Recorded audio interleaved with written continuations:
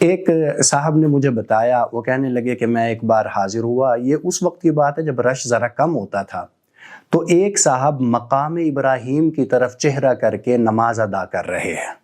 یعنی بیت اللہ، یعنی ایک تو یہ صورت ہے نا کہ مقام ابراہیم کے پیچھے کھڑے ہو کے انسان نماز ادا کرے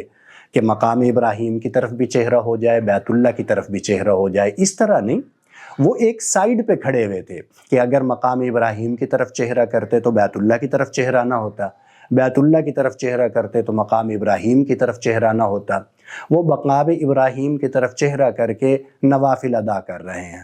تو وہ عالم صاحب تھے، انہوں نے پوچھا، کہنے لگے بھئی یہ تم ادھر چہرہ کر کے نماز ادا کر رہے ہو، بیت اللہ کی طرف چہرہ کر کے نماز ادا کرو۔ تو وہ کہنے لگا کہ نہیں مولوی صاحب، میں اصل میں طواف سے فارغ ہوا ہوں، اور طواف سے فارغ ہونے کے بعد حکم یہ ہے کہ مقام ابراہیم کی طرف منہ کر کے نماز ادا کرنی ہے، اس لیے یہ نوافل میں مقام ابراہیم کی طرف منہ کر کے ادا کروں گا، بیت اللہ کی طرف چہرہ کرنے کی ضرورت نہیں۔